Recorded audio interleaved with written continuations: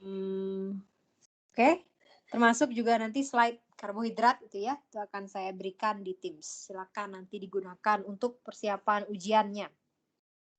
Baik, ada yang mau bertanya dulu dari yang sudah ditonton tadi? Saya mau bertanya apa boleh ya? Sebelum kita bahas. Kita bahas mungkin kurang lebih 30 sampai 40 menit lah. Ya. Bu, saya mau bertanya. Ya, boleh. Siapa namanya? Ya, Ahmad Nawafil Alhamdani. Ahmad. Panggilannya Ahmad atau Nafil Oh, Ibu. Nafil. Oh, Nafil ya. Oke ya. Gimana Nafil? Bu, saya mau tanya, itu kan yang tadi kan ada maltosa sama trehalosa. Halosa ya, Ya. Bu ya. Nah, Ya. itu kan sama-sama dari gugus monomer penyusunnya kan sama-sama glukosa Ibu. Betul.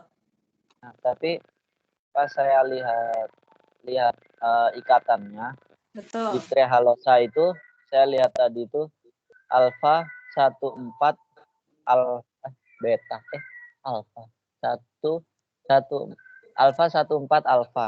Nah, itu kan di penjelasannya Ibu di video itu kan alfa beta itu kan hanya di karbon nomor 1 doang kan, Bu. Sedangkan di yang trehalosa itu nomor 4 kenapa kok bisa ada alfa itu? Oke, yang lain menangkap ya pertanyaannya.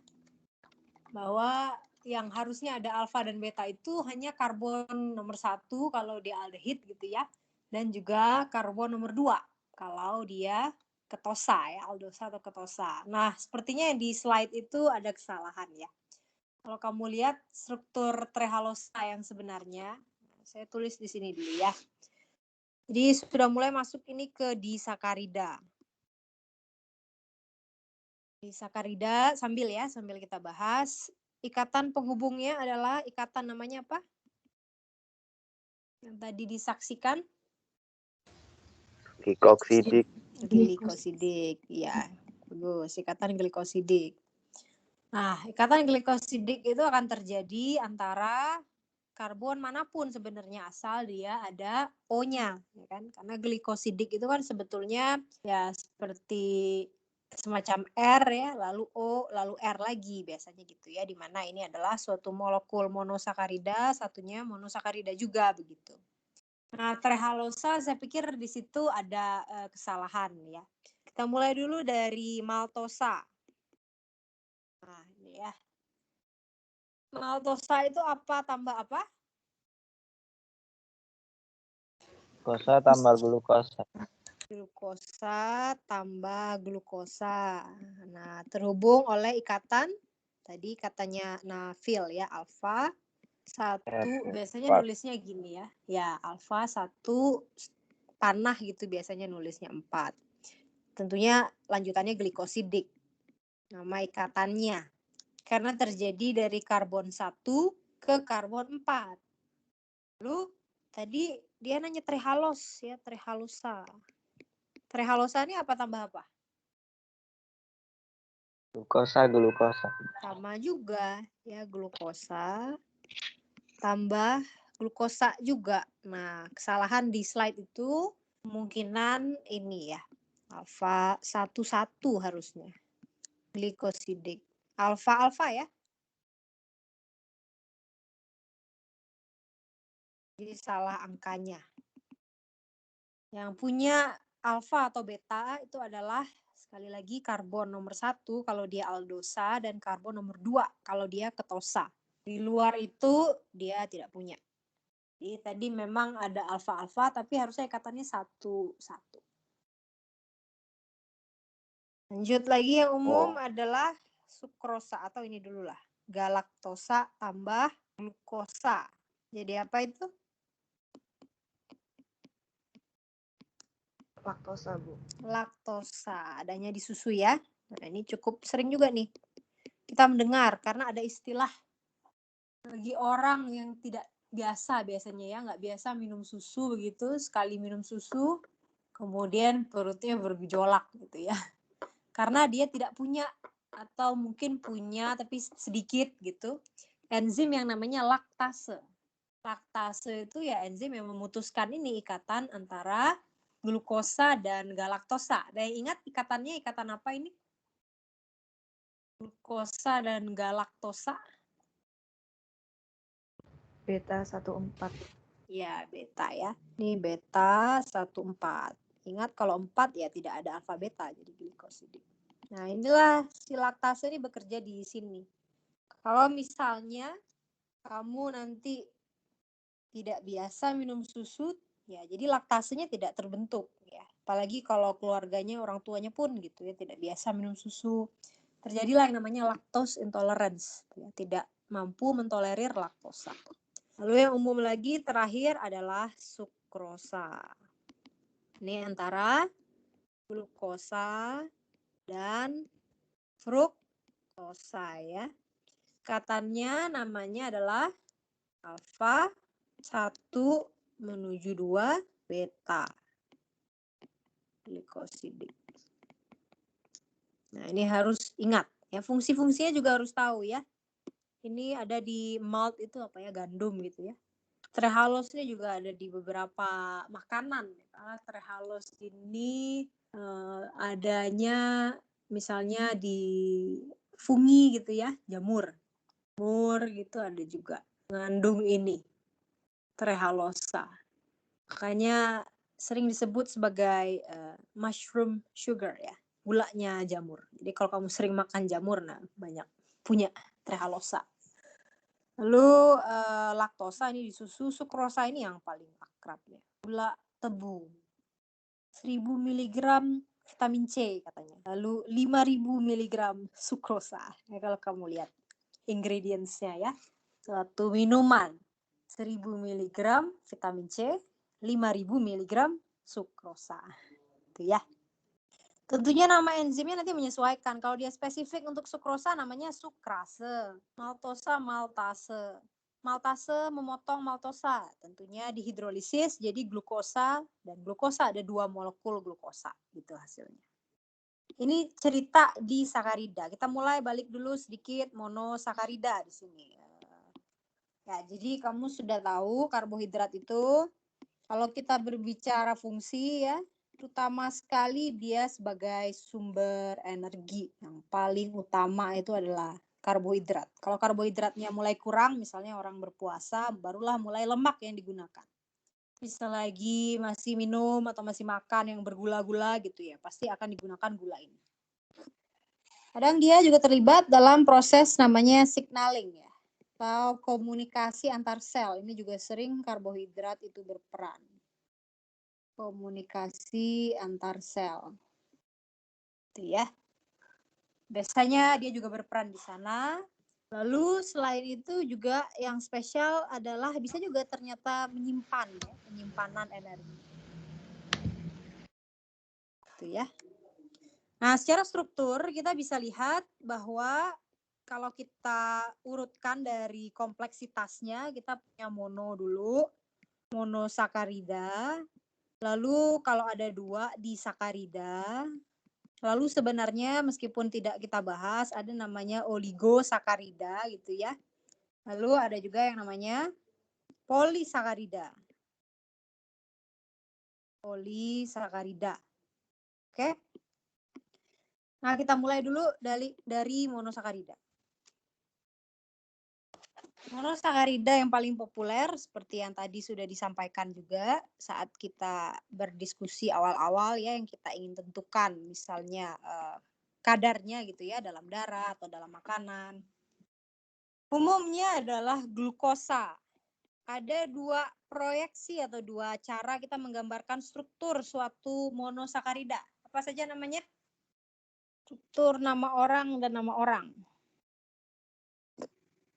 Fisher dan Howard, Bu. Ya, bagus. Fisher dan Howard ya.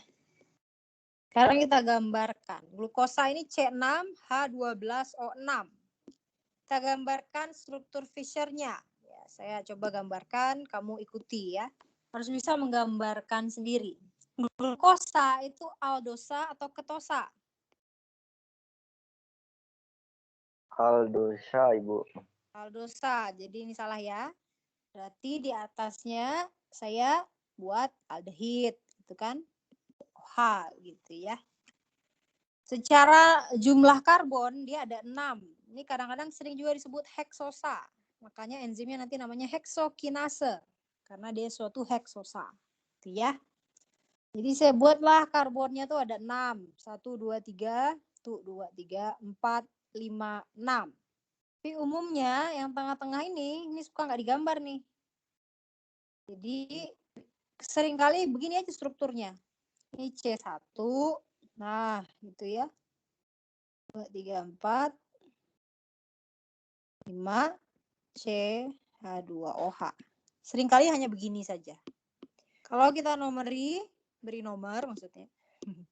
Maka ini C1 tentu saja karena dia gugus aldehid, ini C2, ini C3, ini C4, ini C5, dan ini C6. Makanya namanya tadi heksosa ya, karena dia heks kan, heksana gitu ya, ada 6. Kalau ini heksosa. Nah, sekarang pertanyaan saya OH-OH ini. Urutannya dari atas ke bawah. Pilihannya 2 kan, kanan, kiri, atau kanan. Yang paling mudah dulu. Yang paling mudah biasanya OH di nomor 5. Karena biasanya di alam itu glukosa itu adalah D ya. D glukosa. Gitu ya. Di mana OH nomor 5? Di kanan atau di kiri? Kanan. Kanan. Inilah yang memberikan D itu. Kalau di kiri jadilah dia L ya. Kemudian ini adalah kanan, kiri, kanan.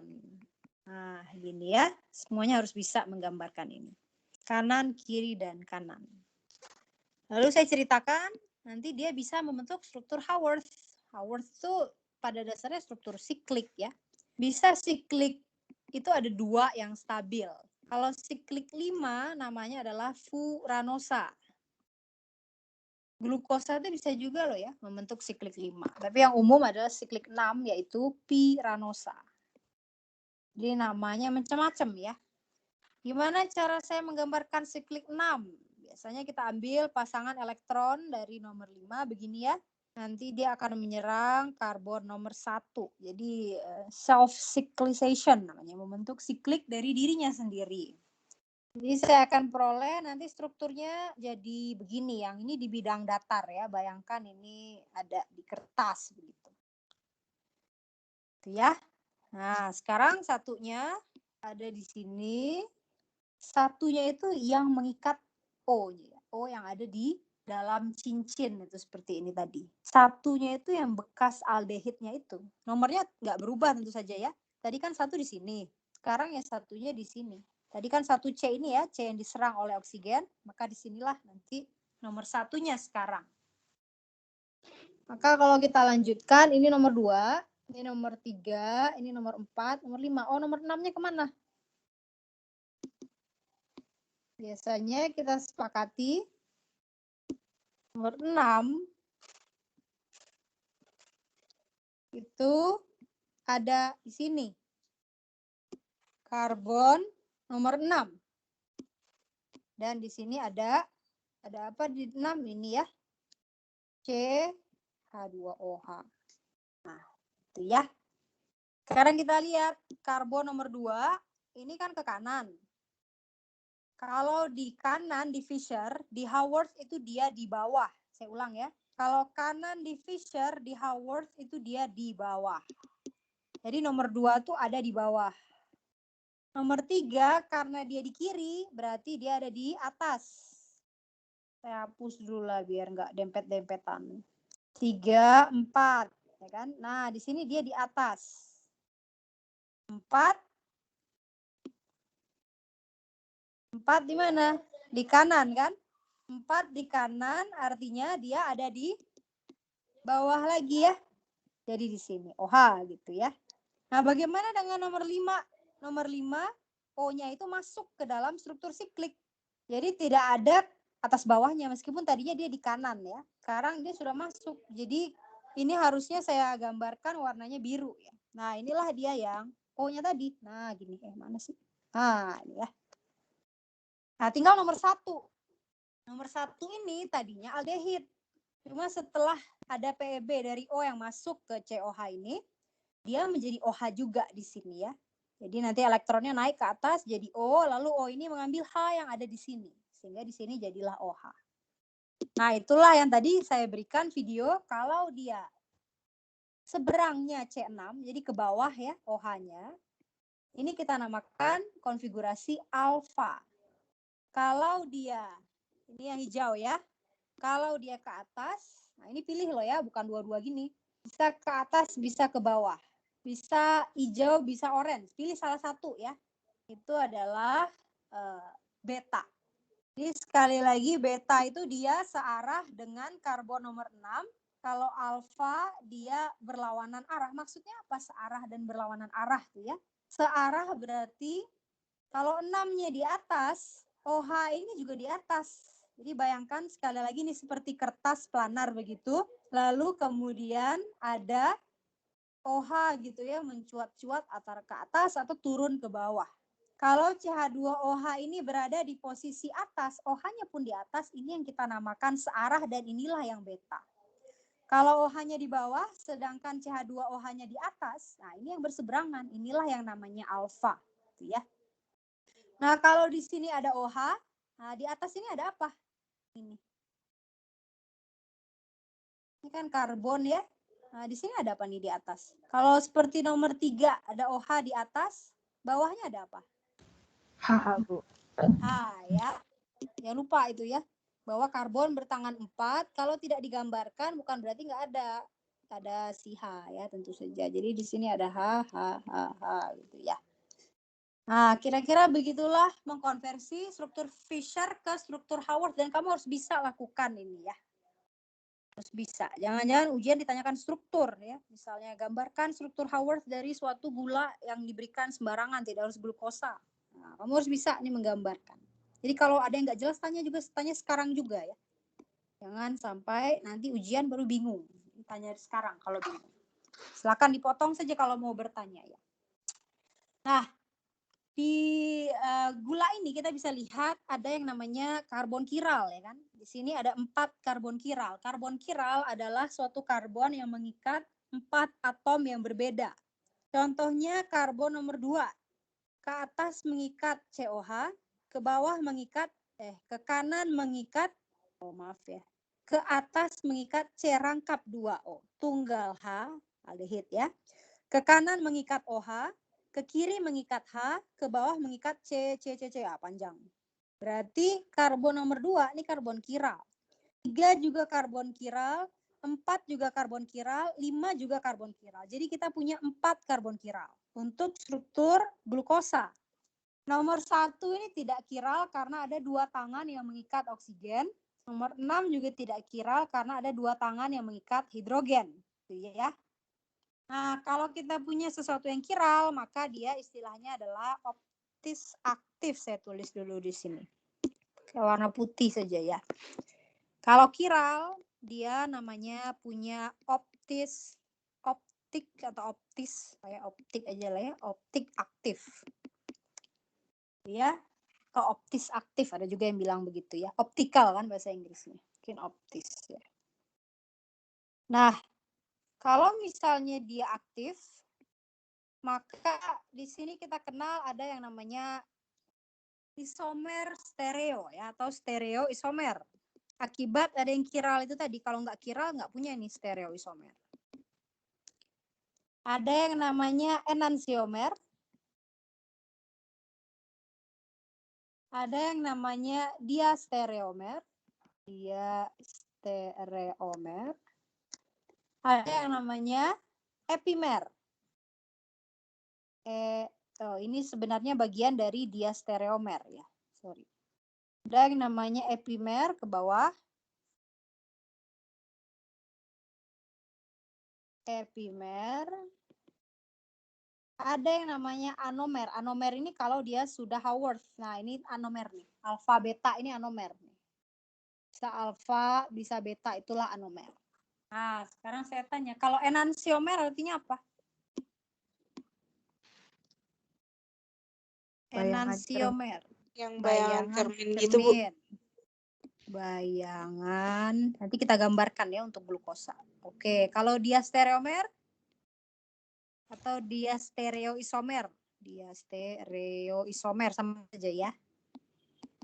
Yang ini- bukan bayangan cermin, Bu. Ya, bukan enantiomer pokoknya ya, bukan bayangan cermin. Nah, epimer khusus, bukan bayangan cermin. Apa itu epimer? Bawa ini ya. Berbeda di satu karbon kiral saja. Berbeda di satu karbon kiral saja. Berbeda di satu C saja ya, sesuai dengan yang sudah tadi kamu tonton. Nah, sekarang kita coba gambar untuk glukosa. Nah, di save ya. Oke. Saya buatkan di sini. Saya punya tadi glukosa, semuanya sudah harus bisa menggambarkan. Mana caranya? Aldehid ya, karena dia aldosa. Lalu 1, 2, 3, 4, 5, C ke-6, CH2OH. Kanan, kiri, kanan. Pasti ini kanan karena D glukosa. Enantiomernya adalah bayangan cerminnya. Jadi kita gambar dulu enantiomernya. Enantiomernya saya gambar warna putih ya. Tetap di atas ini COH. Nah, yang bisa berbayang-bayang itu nanti ya yang kiral. Kalau bawahnya kadang ada juga mahasiswa dibuat benar-benar kebalik ya. Jadi ini HO H2C ya, boleh juga ya. Tidak salah juga sih sebenarnya. Tapi yang dia bersifat isomernya itu adalah bagian yang kemudian memiliki karbon kiral ya. Jadi kalau OH ini di kanan, nah di bayangannya dia pindah ke ini kiri ya, ini OH. Ini ke sana, ini ke sana. Nah, jadilah dia nanti L siapa ya? Saya nggak tahu juga nih namanya. Coba dicek nanti ya. Pasti yang jelas dia L kan? Karena ini tadi D. Nah, kalau kanan ini dia L. Ini tadi yang merah ini D glukosa ya, favorit kita. Oke.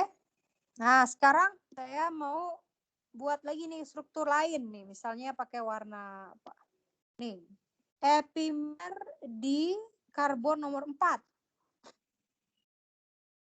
Atau epimer di karbon 4. Nah, apa artinya? Jadi dia hanya berbeda di karbon nomor 4 saja. COH gitu ya. 1, 2, 3, 4, 5, kemudian CH2OH. Epimer di C4. Hitung dulu mana yang 4. Saya coba stabilo ya. Merah. Nah, ini 1, ya kan? Yang mengikat aldehid itu pasti 1. Ini 2, ini 3, ini 4, ini 5, ini 6. Berarti nomor 4-nya itu ada di sini. Nih, karbon nomor 4.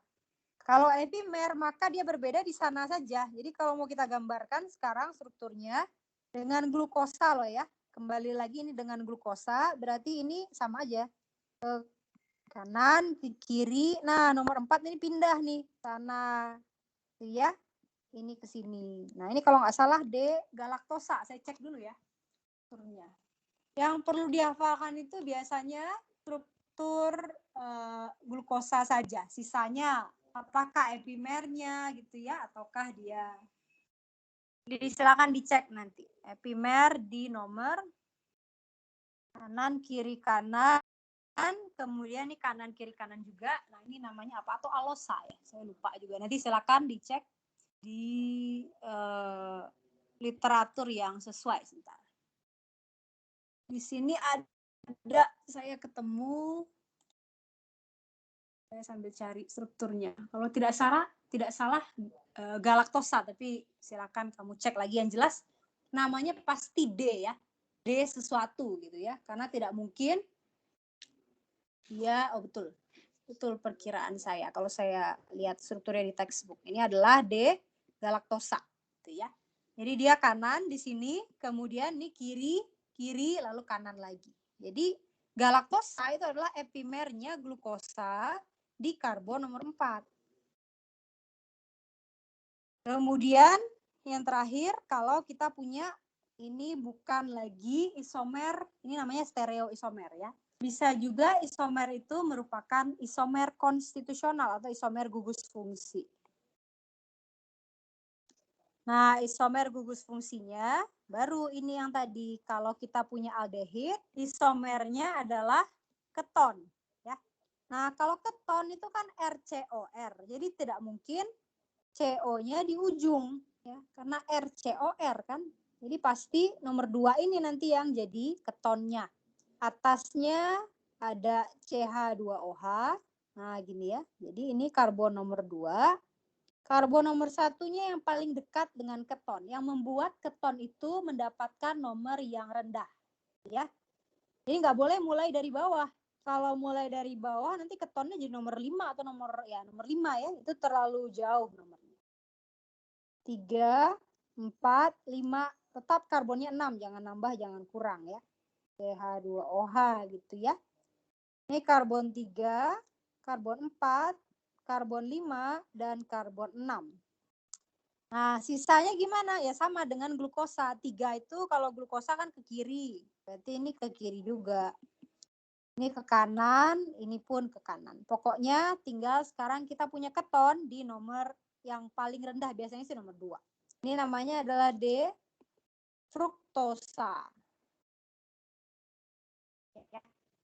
Nah, kalau fruktosa biasanya dia akan membentuk ikatan itu antara PEB sama juga sebenarnya karbon nomor 5, tapi karena 5 itu menyerang kedua, jadi nanti dia sikliknya itu siklik 5 begini ya.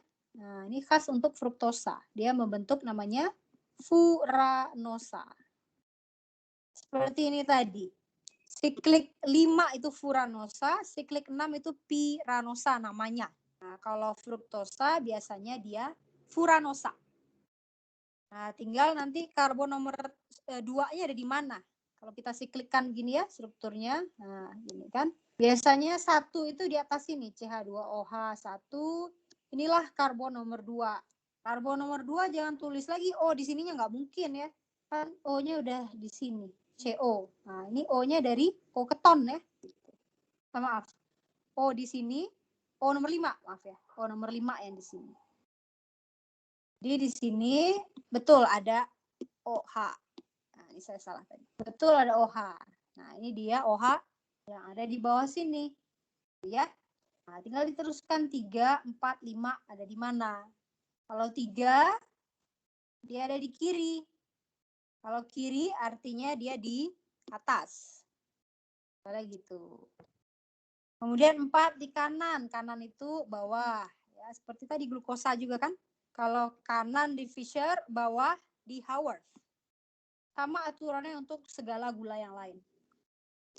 Kemudian ini nomor 6. Nah, nomor 6 ini dia 1, 2, 3, 4, 5.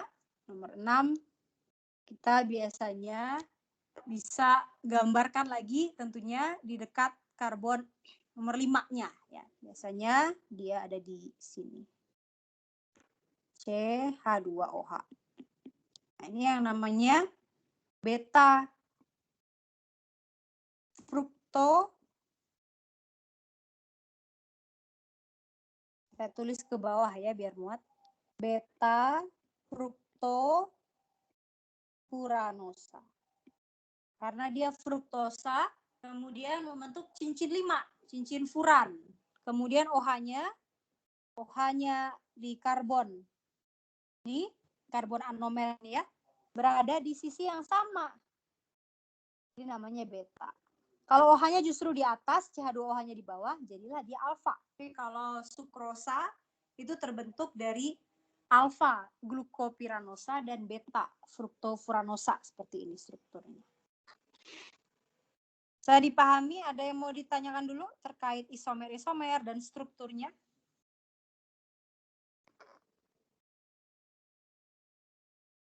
Ya, mana tadi? Saya sudah gambarkan. Nah, ini ya.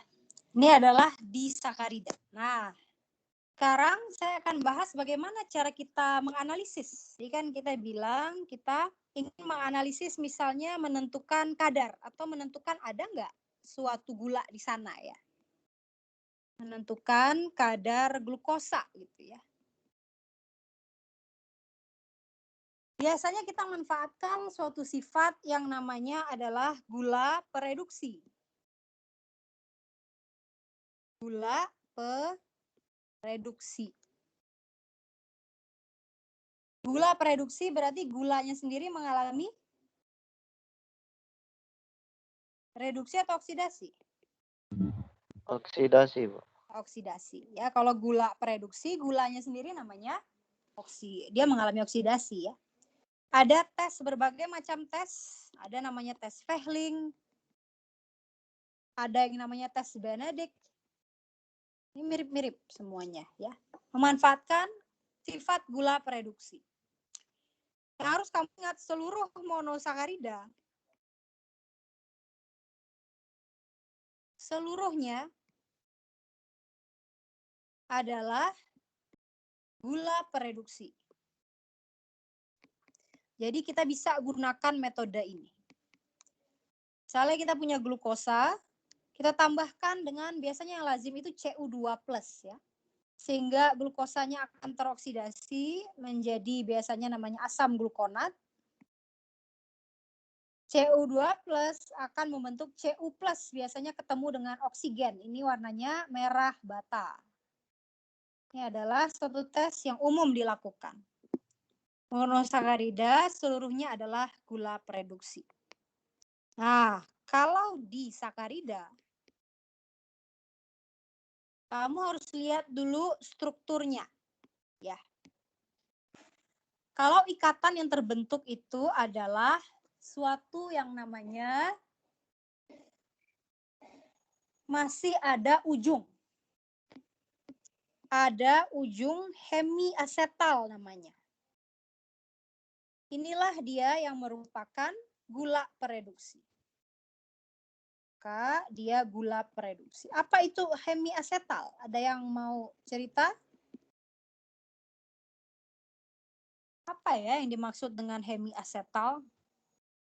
Gugus seperti apa?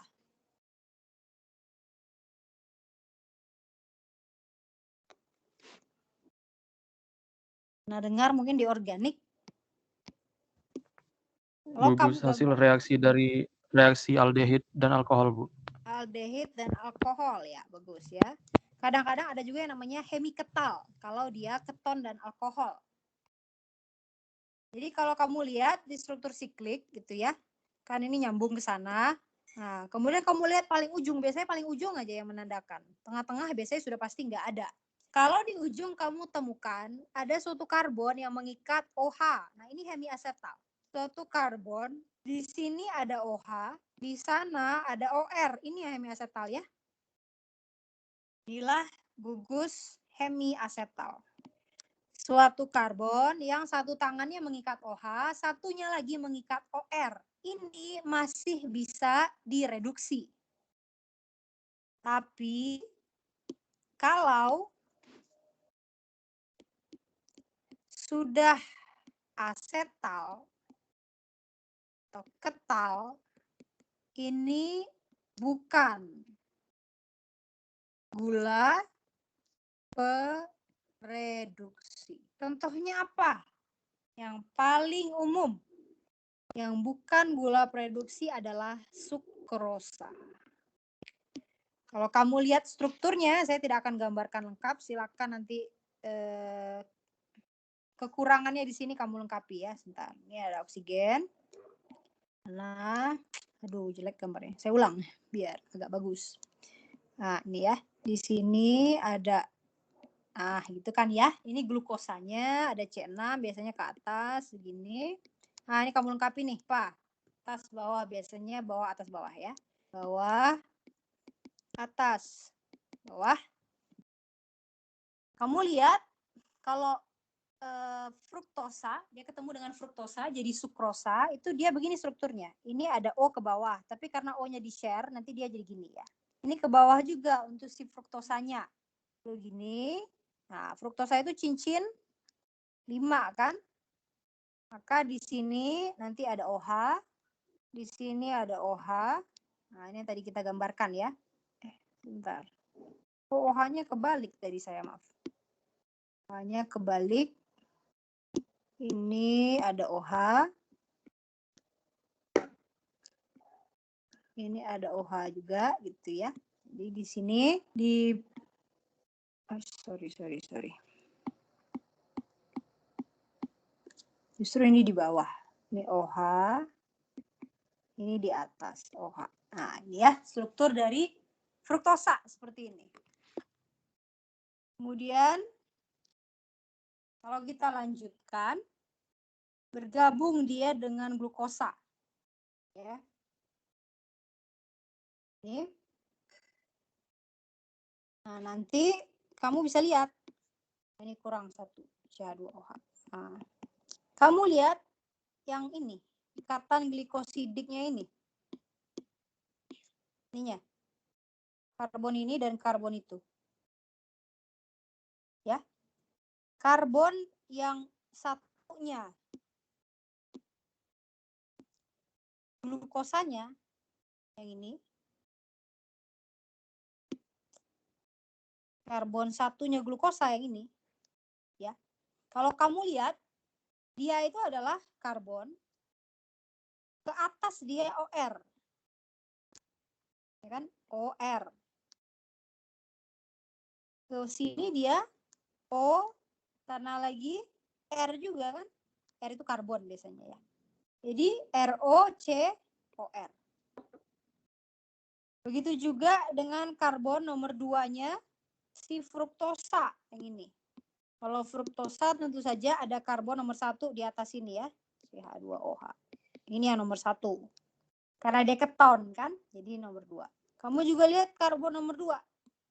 Ke sana dia OC ya, OC itu OR berarti. Tulis dia OR karbon. Kemudian ke sini ke daerah ikatan glikosidik ini yang 1-2 glikosidik kan, 1 dan 2, 1-2 glikosidik juga OC, OR. R itu C sekali lagi ya. Maka inilah yang kita namakan asetal dengan ketal nih, seperti ini. Bedakan dengan hemiasetal, masih ada OH. Ini yang saya highlight. Ya. Nah, saya highlight ini, kamu perhatikan itu karbonnya. Karbon nomor 1, karbon anomer. Kalau ini tadi yang di atas gambar putih, C ini masih mengikat 1 OH. Jadi masih ada terhubung dengan OH. Ini yang namanya masih gula prereduksi. Oke? Tapi kalau dia tidak ada lagi yang mengikat OH, malah OR semua, OR gitu kayak begini, maka dia bukan lagi gula prereduksi, tidak bisa dites dengan Fehling atau Benedict ini. Jelas ya? Ada yang mau ditanyakan dulu? Jadi nanti kalau kita punya campuran yang kita duga itu gula, tambahkan aja Cu2+. Ya, terbentuk nggak endapan merah bata? Kecuali kalau sukrosa, nanti bisa dicek. Betul nggak terbentuk atau tidak, gitu ya. Nah, itu cerita di sakarida dan bagaimana kita menguji konsentrasinya. Biasanya kita lihat dari seberapa banyak merah bata yang terbentuk. Semakin banyak artinya tentu saja glukosanya atau gula prereduksi apapunnya semakin banyak juga. Ya. Terakhir, sebelum ditutup adalah polisakarida. Polisakarida tentu saja sudah panjang. Polisakarida ya. Ada 4 yang harus kamu kenal nih. Apa saja? 4 sekawan polisakarida. Saya masih ingat? Halo. Saya masih terkoneksi. Pas saya putus. Masih. Oh, masih. Ya. Oke. Polisakarida apa saja yang kamu kenal? Yang sudah ada tadi dibahas di video. Kalau sudah panjang gitu ya. Ya. Amilosa. Amilosa. Biasanya kita cari yang berbasis glukosa. Biar mudah ya. Ada yang namanya amilosa. Lalu temannya namanya amilopektin. Ini mereka berdua membentuk amilum ya. Kemudian ada Selulosa. selulosa. Bagus. Lalu ada lagi, atau selulosanya saya tempatkan di nomor 4. Karena yang nomor 3-nya mirip dengan amilopektin. 3, 4. Ini selulosa. 3-nya apa? Glikogen itu kan. Glikogen. Betul. Amilosa, amilopektin, selulosa, sama glikogen, Bu. Betul. Nah, sekarang ikatannya ya, membedakan tuh ikatan. Kalau amilosa 1, 4 tentunya namanya pasti glikosidik ya, tidak mungkin yang lain. Amilopektin ini ada alfa 1, 4, tapi ada yang namanya daerah percabangan yaitu alfa 1, 6. Nah, strukturnya ada di slide nanti lihat ya. Glikogen juga sama, alfa 1, 4 dan alfa 1, 6 dan percabangannya ini banyak cabang. Ya. Kalau selulosa dia spesial sendiri, 1 beta. Ya. Beta 1, 4, makanya strukturnya berlembar-lembar. Ya. Kalau amilosa, nanti strukturnya itu kayak helix gini. Kalau kamu tahu betadin, mengandung KI, I2, KI, I2, nah nanti I3 minus itu bisa nyelip nih di struktur helixnya ini. Sehingga terbentuk nanti kompleks berwarna biasanya ungu ya, ungu atau biru lah, atau biru keunguan ya. Jadi kalau amilosa kamu tetesin betadin nanti jadi ungu. Kalau selulosa biasanya berbentuk kayak lembaran ya, makanya dia sering dikenal sebagai serat. Glikogen percabangannya lebih banyak dari amilopektin. Amilosa ini sumber makanan kita, amilopektin sumber makanan kita juga, selulosa ini sumber makanan herbivora, buat kita juga bisa ya sebagai serat begitu. Tidak didegradasi tapi dapat membantu sistem pencernaan. Kalau glikogen ini spesial. Apa fungsi glikogen? Ya, fungsinya. Kalau yang 2 ini tadi sumber energi ya. Sebagai energi cadangan, Bu. Nah, itu ya. Ini pun sumber energi juga bagi makhluk herbivora. Kalau glikogen adalah penyimpanan justru energi ya. Nah, nanti kita lihat bagaimana kalau kita kekurangan energi, diapakan glikogennya. Nah, itu nanti di bab metabolisme. Sudah selesai karbohidrat. Jadi kita akan lihat di modul praktikum bagaimana kita dapat melakukan ini, misalnya mengetes ada nggak amilosa, amilopektin gitu ya. Ada nggak gula, itu dengan tes Fehling ini atau Benedict yang tentunya disesuaikan lah, yang mudah dilakukan. Kira-kira seperti itu. Demikian penjelasan tentang karbohidrat. Mudah-mudahan dapat diikuti dengan baik ya. Silakan kalau ada yang mau bertanya. Stop di sini. Besok paling lambat saya upload ya semuanya. Kalau ada yang mau tanya, saya persilakan.